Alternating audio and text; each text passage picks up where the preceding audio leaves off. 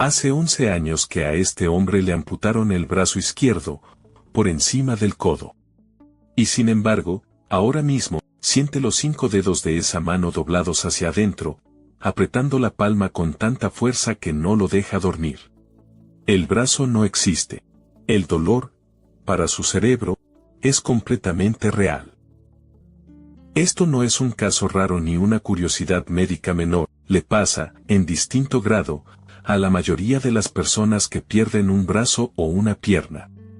Y durante casi 300 años, ni la ciencia ni la sociedad supieron qué hacer con eso, más allá de acusar al paciente de estar inventando el dolor o de estar loco. Este es el caso del dolor fantasma, como un cerebro puede sentir, con total nitidez, un cuerpo que ya no está ahí. Y como la cura, cuando por fin llegó 3 siglos después, resultó ser algo tan simple y tan barato que cuesta creer que a nadie se le hubiera ocurrido antes. La primera vez que quedó documentado por escrito fue en 1551, de la mano de Ambroise Paré, cirujano del ejército francés que pasó 30 años operando en los campos de batalla, al servicio de 4 reyes distintos. Paré anotó algo que sus colegas no sabían cómo interpretar: soldados a los que les habían amputado un brazo o una pierna seguían sintiendo dolor, picazón o calambres exactamente en el lugar donde ya no había nada. Paré, al menos, lo dejó escrito como una observación clínica seria. Los siglos siguientes no fueron tan generosos con estos pacientes, a muchos se les dijo que estaban imaginando el dolor o que el problema estaba en la cabeza, en el peor sentido posible de esa frase. ¿Te imaginas que te duela algo que, literalmente, ya no forma parte de tu cuerpo? Y que encima nadie te crea. La siguiente pieza clave de esta historia aparece 300 años después, en plena Guerra Civil de Estados Unidos, en un hospital de Filadelfia llamado Turner's Lane. Ahí trabajaba un médico joven, Silas Ware Mitchell, encargado de tratar a soldados con heridas de nervios que no terminaban de cerrar, ni en el cuerpo ni en la cabeza. Mitchell veía, una y otra vez, el mismo patrón que Paré había anotado 3 siglos antes: amputados que seguían sintiendo la mano, el pie, los dedos que ya no tenían. Pero en 1866, en vez de publicar un artículo médico que probablemente nadie iba a leer con atención, probó algo distinto: escribió un cuento. Se llamó El caso de George Dadlow, y salió publicado sin firma en la revista Atlantic Monthly, en julio de 1866. El narrador, un excombatiente que había perdido los 4 miembros en la guerra, describía con un detalle clínico asombroso cómo seguía sintiendo un dolor agudo en una mano que ya no tenía.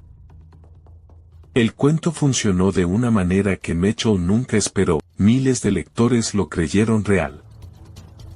Llegaron donaciones a un hospital de veteranos pensando que ahí vivía George Dadlow, y hubo gente que se presentó en persona a preguntar por él, decepcionada al enterarse de que nunca había existido.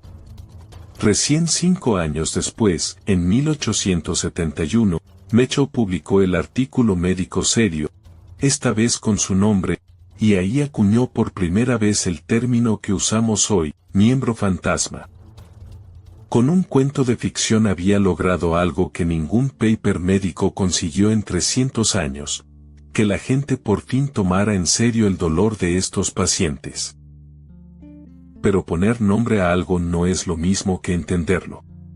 Durante más de un siglo después de Mitchell, la pregunta central seguía completamente abierta: ¿por qué el cerebro insiste en sentir un cuerpo que el propio cerebro sabe perfectamente que ya no existe? Con el tiempo, la medicina fue juntando números reales. Hoy sabemos que entre el 60 y el 80% de las personas amputadas siente, en algún grado, su miembro fantasma, y que para una parte de ellas ese miembro fantasma no pica ni hormiguea apenas. Directamente duele, a veces durante décadas, sin que ningún analgésico logre apagarlo del todo. Y las descripciones que hacían estos pacientes eran asombrosamente específicas. Sentían el anillo que usaban en un dedo que ya no existía.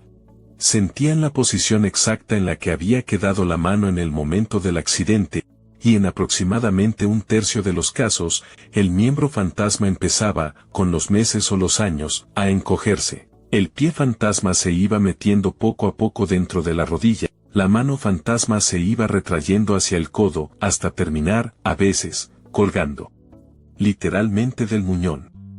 Los médicos llamaron a esto telescopaje, y hoy sabemos que cuanto más avanza ese encogimiento, más intenso suele ser el dolor. Pensalo un segundo, un dolor sin ninguna herida física donde meter una pastilla, una crema o una inyección. ¿Cómo tratas algo así? Durante casi todo el siglo XX, la respuesta fue, básicamente, probar de todo sin demasiado éxito. Se probó con analgésicos fuertes, con bloqueos de nervios, incluso con nuevas cirugías para cortar el muñón más arriba, pensando que ahí estaba el origen del problema. A veces el dolor bajaba un poco.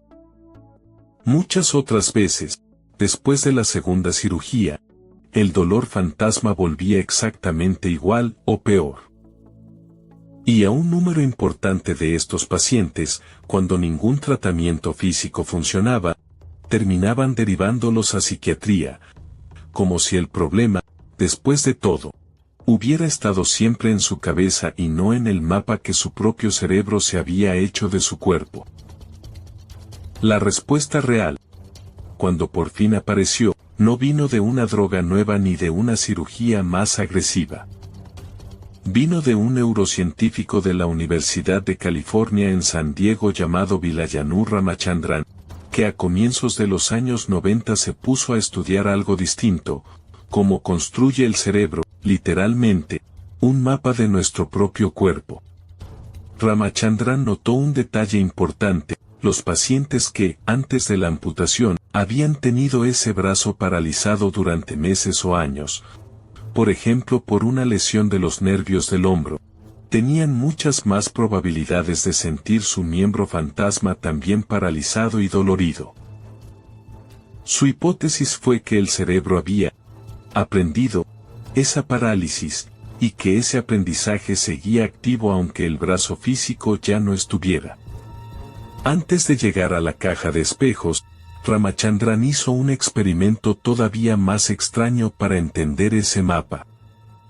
Con un simple hisopo de algodón, tocó distintos puntos de la mejilla de un paciente amputado. Y el paciente sintió el toque en dedos de una mano que ya no existía. Tocando sistemáticamente la cara, Ramachandran pudo dibujar, sobre la mejilla, un mapa completo y preciso de la mano fantasma. La explicación estaba en cómo el cerebro organiza su propio mapa del cuerpo. En ese mapa, la zona de la cara queda literalmente pegada a la zona de la mano. Cuando la mano deja de mandar señales porque ya no existe, el territorio cerebral que le correspondía no se apaga, las señales de la mejilla, la zona vecina, empiezan a colarse ahí, y el cerebro las interpreta como si vinieran de la mano perdida. Si el cerebro había aprendido esa parálisis viendo, una y otra vez, que el brazo no respondía, ¿se le podía enseñar exactamente lo contrario? La solución que probó Ramachandran, en 1992, costó unos $5, una caja de madera con un espejo vertical en el medio. El paciente metía el brazo sano de un lado y el muñón del otro, y miraba el reflejo del brazo sano exactamente en el lugar donde debería estar el brazo amputado. Su primer paciente llegó en 1993, un hombre que 11 años antes había perdido el brazo izquierdo por encima del codo, tras una lesión de los nervios del hombro, y que desde entonces convivía con un dolor fantasma constante en esa mano invisible. Ramachandran le pidió que moviera los dos brazos, el sano y el reflejado, al mismo tiempo, mirando solamente el espejo. El cerebro del paciente, engañado por el reflejo, vio que el brazo perdido por fin se movía sin dolor. Después de 2 semanas practicando con esa caja de madera y un espejo de $5, un dolor que había durado 11 años completos desapareció casi por completo. Un dolor crónico que la medicina consideraba prácticamente incurable había cedido frente a un truco visual tan simple que cualquiera podría construir esa caja en su casa, en una tarde, con herramientas básicas. ¿Alguna vez pensaste que algo tan simple como mirarte en un espejo podría cambiarte por completo la forma en la que sentís tu propio cuerpo? En 1998, Ramachandran resumió estos casos, y varios otros igual de extraños, en un libro escrito junto a la periodista científica Sandra Blakeslee, Phantoms in the Brain, Fantasmas en el Cerebro. El libro se convirtió en un éxito de ventas fuera del ámbito académico, y una charla suya en la conferencia TED de 2007, mostrando la caja de espejos en vivo, terminó de instalar esta historia en la cultura popular como uno de los grandes ejemplos de la plasticidad del cerebro. La técnica no se quedó encerrada en un laboratorio. Años después, hospitales militares como el Walter Reed, en Maryland, y el Brooke Army Medical Center, en Texas, empezaron a usar versiones del espejo y también simuladores de realidad virtual con soldados heridos en Irak y Afganistán, con resultados medidos, menos minutos de dolor por día, y menos intensidad de dolor reportada, comparado con los grupos que no recibían la terapia. Ramachandran explicó lo que había pasado con una idea que se volvió el estándar durante casi 20 años. El cerebro reorganiza el mapa de nuestro cuerpo después de una amputación, y cuando esa reorganización sale mal, ahí es donde nace el dolor. El espejo, según esta teoría, ayudaba a corregir ese mapa mal armado. Y hay un dato que complica todavía más la idea del mapa aprendido. Entre un 7 y un 20% de las personas que nacieron directamente sin un brazo o una pierna, sin haber tenido jamás esa extremidad, igual reportan sentir un miembro fantasma. Nunca tuvieron esa mano para aprender su forma con los nervios reales. Y sin embargo, algo en su cerebro ya traía, desde antes de nacer, un mapa completo del cuerpo que nunca llegaron a tener. Pero la ciencia, cuando funciona bien, también se corrige a sí misma.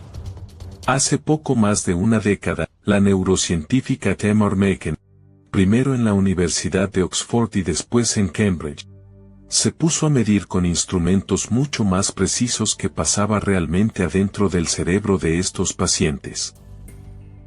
Lo que encontró Maken contradijo justo la explicación original de Ramachandran. En los pacientes con más dolor fantasma, el mapa cerebral del brazo perdido no estaba borroso ni reorganizado.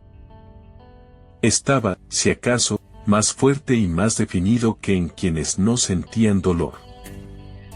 En lugar del mapa borrado que proponía Ramachandran, Maken plantea otra posibilidad: que el dolor persistente cambia la manera en la que esa zona del cerebro se conecta con el resto, más que borrar o reorganizar el mapa en sí.